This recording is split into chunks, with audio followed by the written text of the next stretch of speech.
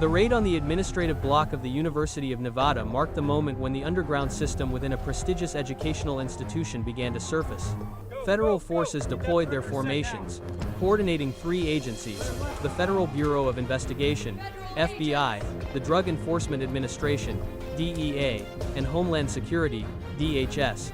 The main strike focused on the school's administrative floor, which was considered the safest area but was also the point of origin for anomalies that had accumulated over many months.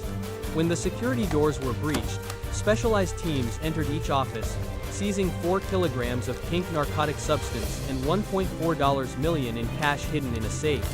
The entire confiscated quantity matched previously analyzed data sequences, strengthening the suspicion that the network's central hub was located right on the university campus. Chancellor Eleanor Margaret Whitford, once hailed by the press as the symbol of educational integrity, became the focus of the investigation. For years, she had appeared consistently in the media, speaking about student safety and wellness. However, those assurances were increasingly inconsistent with the reality on the ground. Internal health teams continually reported a 380% increase in emergency room admissions due to the pink narcotic substance over a 16-month period. The frequency of the substance's appearance surpassed all previous statistics, making it impossible for initial suspicions to continue to be dismissed. Shipping data within the school's mail system revealed an unusual situation. Packages originating from the black market continually appeared in dormitories, student offices, and even administrative block workspaces. Each package bore a repeated routing mark, a sequence of digital codes, linked to a group affiliated with the Sinaloa trafficking organization. This match occurred with a frequency sufficient to rule out the possibility of random coincidence, forcing investigators to conduct a comprehensive sweep. The school's network surveillance systems showed hundreds of clandestine orders placed through encrypted channels. The head of the analysis unit noted that most transactions led back to a specific range of addresses, which were directly connected to the Chancellor's office and the departments under her authority. These were the clues that laid the groundwork for the decision to launch a widespread sweep, with the administrative building prioritized due to the risk of it containing core evidence. The raid was not only aimed at dealing with the transport of illicit substances, it was also intended to verify anomalies in the university's operational structure. For months, expenditures from the Innovation Support Fund appeared as grants, scholarships, and upgrade proposals, but lacked transparency. Analysis of these funds later showed that the money flow could be linked to entities that did not exist on any registration system. Although insufficient evidence was available for a conclusion in the initial stage, investigators determined this could be a landmark of sophisticated money laundering veiled under the guise of education. As federal forces gained control of the entire administrative floor, they immediately seized many servers, financial logs, personal devices, and sealed documents. All were categorized for the next phase of analysis. Meanwhile, the student area below remained largely unaware of what was happening. They only saw the presence of multiple federal vehicles outside the building, not realizing that what was being uncovered was on a scale far exceeding any speculation. This event marked the beginning of the process to dismantle an underground structure built by combining administrative power, social prestige, and illicit cash flow. The investigation no longer stopped at handling narcotics, but expanded to determine the extent to which the network had infiltrated the university's operating system. Every document seized, every piece of evidence sealed, and every new analytical result will continue to push the investigation to a higher level of intensity. The expanded data review immediately following the initial raid quickly revealed anomalies that could not be explained by ordinary hypotheses. The operating system at the University of Nevada was not a series of isolated incidents, but a meticulously designed network that existed beneath the veneer of academic order. Data packets recovered from the sealed servers confirmed what the analysis units suspected. The pink narcotic substance did not appear according to the rules of spontaneous consumption. It was introduced onto the campus by an organized distribution mechanism, following a repeatable cycle stable enough to remain hidden for months. The consolidated results from the investigation showed that the center of this system originated with internal human resources. 29 students, including freshmen, sophomores, and those in part-time student worker positions, were recruited through a program called Health Support Distribution. This phrase appeared repeatedly in internal emails from the Chancellor's office, along with coordination instructions that, at first glance, resembled training materials for a community project. However, when cross-referenced with shipping data, it coincided with the time when the flow of goods to the campus spiked. The content of many documents also instructed how to hand over support packages at dorms, student residences, and freshman apartment rows, the very routes that investigators had been tracking previously. In addition to the student force, investigators discovered the role of 5 senior administrators in the school's logistics and mail management departments. Shipping logs showed unusual adjustments. Many packages were marked cleared for inspection despite having passed through no security check. Some shipments were redirected to routes that were harder to monitor within the campus. When cross-referenced with access cards and work schedules, many changes coincided with the shifts of these administrators. This indicated they played a key role in erasing traces and opening the way for packages to bypass the security layer, which was supposedly very strict for the administrative area. Financial data further reinforced this picture. The Student Innovation and Development Fund, touted as one of the University of Nevada's strategic funding sources, received over $32.5 million within one fiscal cycle. On paper, this money came from scholarship programs and organizations supporting educational development. But when analyzed in depth, a series of donors had no registration information, offices, or any signs of legitimate activity. Cross-national checks also failed to find any basis for the existence of these entities. The money flow through the fund bore the typical characteristics of the money laundering process: fragmentation, identity masking, and connection through multiple intermediary layers. In this context, Chancellor Whitford's role became clear.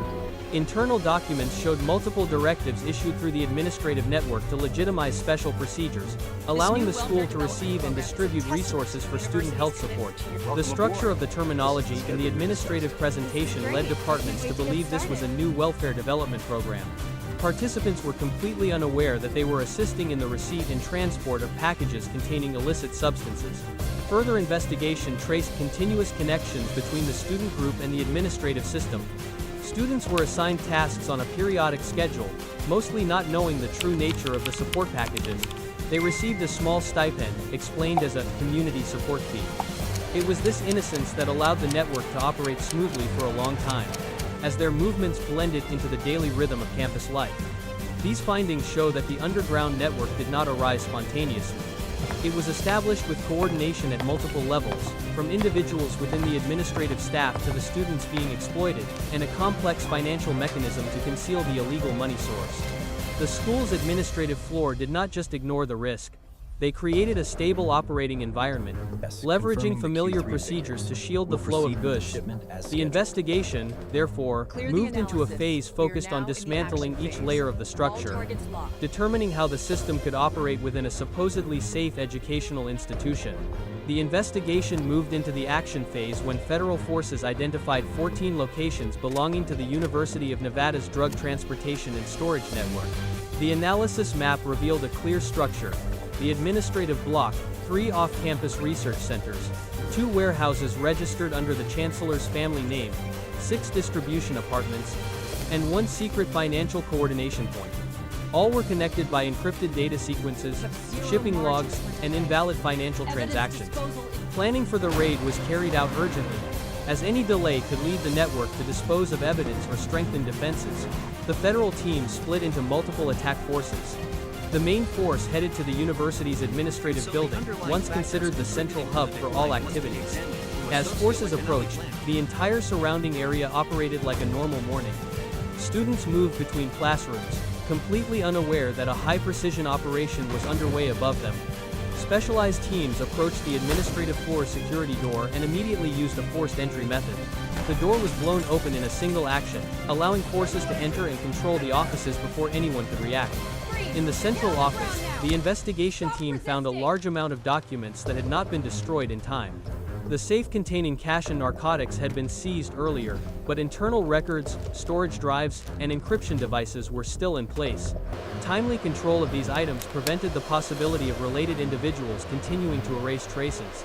While the technical team sealed the data, security forces deployed interception teams in the hallways leading to the elevators and utility stairs to ensure no one left the area. Concurrently, the second attack force approached a research center in Henderson, a location registered as a facility for a community education project. In reality, when the forces approached, they discovered industrial containers lined up, used to hide 72 pounds of the pink narcotic substance and 19 pounds of fentanyl. The space inside was organized for packaging, making this structure a large-scale transit station. As the forces moved deeper into the back of the warehouse, 3 suspects attempted to flee through a side door. One tried to use a weapon, forcing the team to use quick suppression measures, ending the threat of harm on the spot. The other 2 suspects were apprehended immediately afterward. The third attack force headed toward the facility in Paradise. This location was a smaller building but recorded an unusually high volume of access data over several months. Inside, the forces faced resistance from the security group. The suppression took place in a narrow corridor, forcing the team to advance step by step to avoid unintended harm. After controlling the area, they seized communication devices, undelivered packages, and multiple shipping documents that matched previous tracking data. In North Las Vegas, the investigation team approached a storage facility registered under the name of a small company with no actual commercial activity. When the door was opened, 14 crates of encrypted financial documents were revealed. This was crucial evidence, believed to be directly related to money laundering through the grant fund and fake nonprofit organizations. The seizure of these crates helped unlock a portion of the multi-million-dollar transaction chain, which was designed to conceal the money flow from the trafficking organization. The operation concluded with 27 subjects arrested at various locations. Key distribution centers were neutralized. The transportation chain within the campus was completely severed. However, this was only the exposed part of the structure.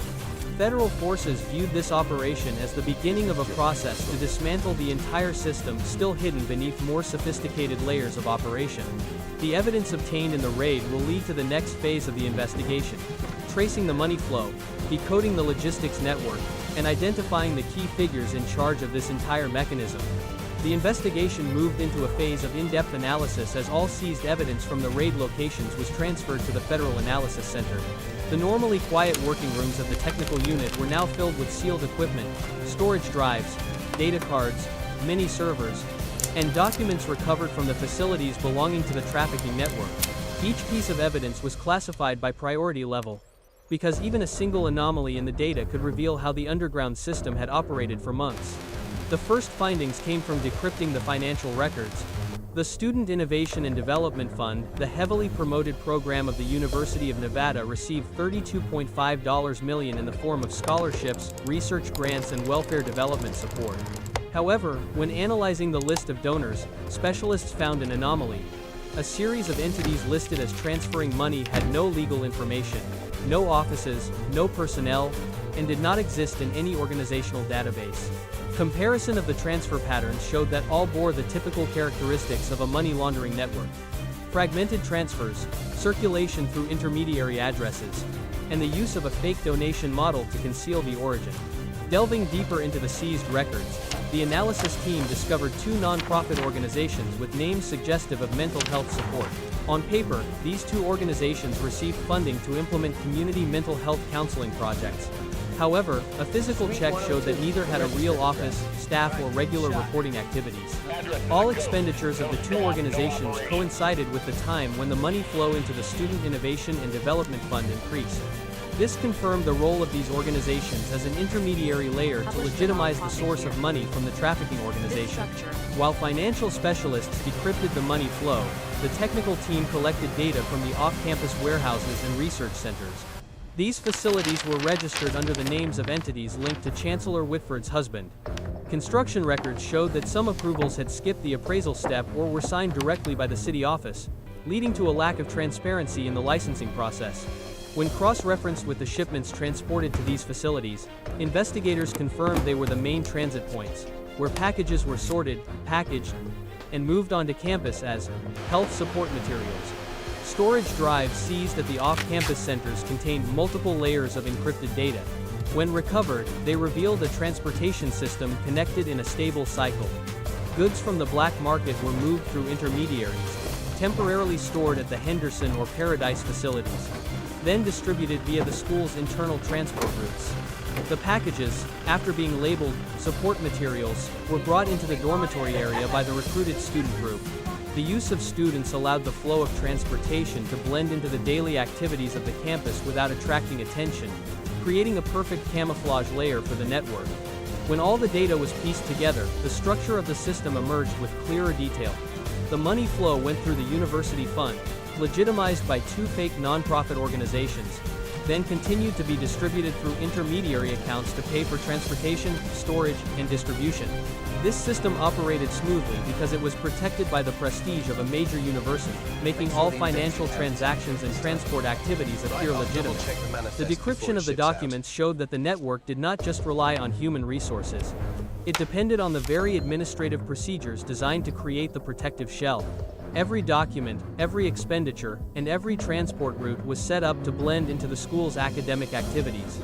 This allowed the system to exist without alerting internal oversight departments. The financial and transportation network operated in a multi-layered fashion, masked by the educational and administrative structure. This compelled investigators to move on to the step of sweeping the individuals involved within the university and city agencies to prevent the network from restructuring or continuing to operate under a new form. After the external campus attack forces were secured, federal forces turned their attention to the most sensitive area of the entire case: the University of Nevada's internal administrative system. This was the operational floor that was once considered absolutely safe, managing scholarships, student welfare, and facility upgrade programs. However, with what had been exposed from the seized data and evidence, these offices now became the focus of a covert cleanup, aimed at ensuring all remaining links were dismantled before they could react or restructure. The investigation team entered the administrative building without using violent measures like in the previous phase. Doors were not broken open, there was no commotion, only federal investigators entering with firm steps.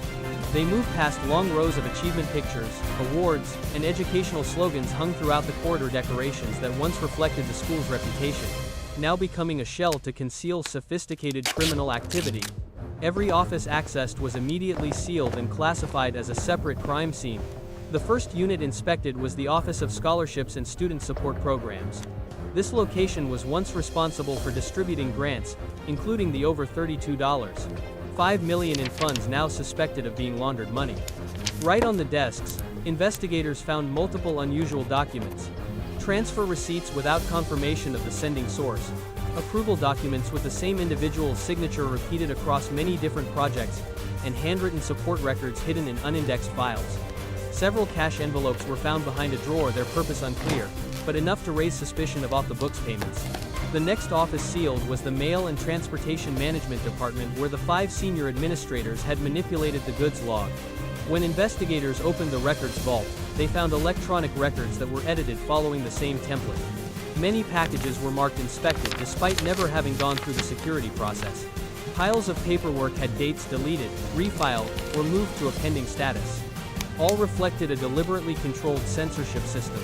In a separate room, the force found the storage drive of the Student Welfare Department, which was once responsible for distributing the health support packages. These packages were the disguise used to introduce the pink narcotic substance into the dorms. When cross-referenced with shipping data, the technical team confirmed the matching signatures between the support packages and the packages seized at Henderson and Paradise. This proved that the welfare department had been turned into an internal supply line, perhaps without the full knowledge of the department's own employees. Ms. Sharma, we're ready While for the you offices now. were being searched, investigators proceeded to summon 29 students who had participated in the support coordination program. The students were taken to private offices, where they had to face the fact that they had transported illicit substances for months without realizing it. Most maintained their belief that they were distributing healthcare kits. Some students were shocked to see images of the unsealed packages. Interviews showed that they were genuinely unaware of the nature of what they were involved in, making them the most exploited link in the entire system. The cleanup extended to the city agencies, where approvals for the warehouses and research centers linked to the Whitford family had been signed much faster than the standard procedure. Many records management employees had to hand over data, and rooms were sealed to cross-reference documents. Several construction contracts were pulled from the filing cabinets, each document checked line by line to find signs of regulation circumvention. When the cleanup steps were complete, the University of Nevada was no longer operating as a normal educational institution. The corridors that once hosted student meetings now became travel routes for the investigation team. The offices that once managed welfare and development were locked, each door bearing a seal. Each floor was controlled as an area requiring independent examination. This phase marked a critical shift in the investigation, from disrupting distribution points to uprooting the entire administrative foundation that had allowed the network to exist for months. The findings in the internal offices paved the way for deeper pursuit into the power coordination layer, where the connections between transportation, finance, and policy approval were linked into a complete diagram. This was the stepping stone for the next phase. As the investigation broadened to the level of the underground system's comprehensive impact and consequences. As the administrative system of the University of Nevada was sealed and the external campus warehouses were controlled, the investigation forces began the phase of assessing the extent of the network's infection. This was no longer a story of a few departments, or a group of recruited students. Consolidated data from the seized devices, along with logs from the internal school server, showed that this system had impacted approximately 10,000 students over a 16-month period. This figure did not mean all had direct contact with the illicit substances, but they lived, studied, and moved in an environment contaminated by the covert transport lines operating daily without anyone realizing it. Analyses of the internal transport routes showed that the distribution lines had infiltrated the most sensitive living areas. Packages labeled support materials appeared on multiple dormitory floors, in freshman housing areas, and in common living spaces. The flow of these packages was seamless, blending into students' daily activities, making detection nearly impossible without the data from the devices seized in the raid. It was this perfect integration into academic life that allowed the network's impact to spread deeper than investigators initially anticipated. Devices recovered from the students participating in the support program revealed another dimension of the case. In multiple exchanges, students from other educational facilities in the area asked about how to receive goods, material delivery hours, or new support rounds. Although there was no direct evidence that the network had officially expanded to other schools, these signals raised suspicion that the model disguised with student welfare terminology might have spread through imitation. Investigators were forced to expand the scope of surveillance to neighboring educational institutions to determine if the contamination was random, unintentional, or had become part of a secondary distribution network. Furthermore, the $32.5 million money flow continued to be the guiding clue to determine the scope of the impact. Some transfers out of the Student Innovation and Development Fund were recorded as flowing to off-campus entities, including small private laboratories and community training organizations with no prominent activities. This required investigators to review dozens more financial records to determine whether these entities were unintentional recipients of funding or had become an extension of the money laundering system. While federal agencies expanded the investigation process, the local community's reaction became more intense. Meetings with parents, residents in the area, and alumni attracted a large number of attendees. Many expressed deep outrage because their trust had been betrayed. They questioned why a large-scale network could exist right within an educational institution considered a community pillar. Parents stated they had trusted the welfare and safety programs publicly advertised by the school, but what was uncovered showed that these programs had been exploited to conceal criminal activity. Students at the school also suffered a strong psychological impact. Those living in the dormitories on the transport routes said they had seen packages labeled as health support but did not question it because the welfare distribution process was familiar. Some students who had cared for friends affected by the pink narcotic substance said they could not believe the source of the problem was right within the school, rather than from external factors as they had previously thought. The feeling of being placed in a dangerous environment without warning caused many to worry about the safety level of the administrative system. In the meantime, the investigation also extended to city administrative units where many facilities registered under the Whitford family name had received permits. The approval process for the research centers and warehouses was cross-referenced line by line, from blueprints, operating licenses to hastily signed approvals. Signs of skipped review steps were gradually forming a chain of violations linked to the school's internal network. When all the data was linked together, the picture became clearer. The network did not just disrupt the campus. It had begun to spread to off-campus structures, affecting both society and finance. This was no longer the case of a single educational institution, but an issue for the entire metropolitan area where transport routes, grant funds, administrative approvals, and camouflage operations had merged into a much larger system. As the raids were completed and the key points in the distribution network were neutralized, The investigation forces entered the consequence assessment phase, a part no less important than the process of dismantling the system. Consolidated data from thousands of pages of seized records, along with information recovered from the school's internal servers, showed that the network operated by Whitford not only committed serious legal violations but also created a widespread level of damage to the entire community. This was no longer a case of a group of corrupt individuals or a simple drug distribution ring. It was a prolonged destruction of trust, infiltrating the educational system, city agencies, and student life. The most serious point of consequence lay in the level of infection within the academic environment. Approximately 10,000 students lived, studied, and moved in a space compromised by the drug transport lines disguised as a health support program. Many were unaware they were living in an area that had been a major transport corridor. Every package, every internal transport route was set up to blend into the daily rhythm of life, giving students almost no chance to recognize the risk. This forced investigators to consider the indirect impact. Living in an environment contaminated by information could have long-term consequences for the sense of safety, trust in the educational institution, and the ability of young people to assess risk. The assessment of the scope of infection also compelled federal forces to expand the investigation to the off-campus area. The $32.5 million in financial transactions was traced line by line to determine what percentage of the money flow had gone to other educational facilities, private laboratories, or community organizations. Some transfers to non-existent nonprofit entities showed that the network's spread was not limited to the school's premises, but had infiltrated the region's financial environment. This required authorities to coordinate at a broader level to track down the previously concealed points of leakage. The impact on the local community also became clear. Many parents who had trusted the school's welfare programs and safety commitments had to attend packed meetings to find answers. They asked questions not only about legal responsibility but also about how the school's internal control system had been compromised for such a long time. This betrayal of trust caused a severe psychological shock to many families. They sent their children to a supposedly safe learning environment, only to be placed in an environment where the leaders themselves had leveraged the university's reputation to conceal illegal activities. Student reactions also reflected the deep level of harm. Those affected by the pink narcotic substance said they never thought the danger would originate from the system they trusted. Students who had passed through the investigated points now had to face a sense of confusion due to the lack of information. The fact that dozens of students were recruited to participate in the transportation without knowing its true nature further increased the psychological instability in the student community. Many had to attend counseling sessions to overcome the feeling of being exploited. In the process of assessing social consequences, investigators realized the case had the potential to cause a significant breakdown in trust in educational agencies.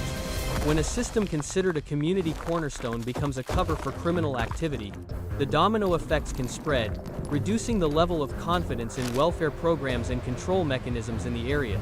This spurred a demand for a comprehensive recovery plan, not only to remedy the legal consequences but also to rebuild the image and safety of the learning environment. Rebuilding trust became the central goal of the final phase.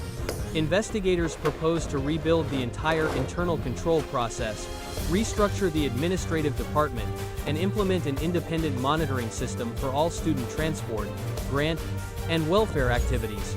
The seized documents were also cross-referenced to identify loopholes in the signing procedures to prevent recurrence. The University of Nevada was forced to re-establish a transparency system to ensure the community had full access to information. When the comprehensive picture emerged, the case showed that this was not just a fight against narcotics. It was a fight against the erosion of trust, against the exploitation of the educational structure to shield criminal behavior, and against the use of power to manipulate information.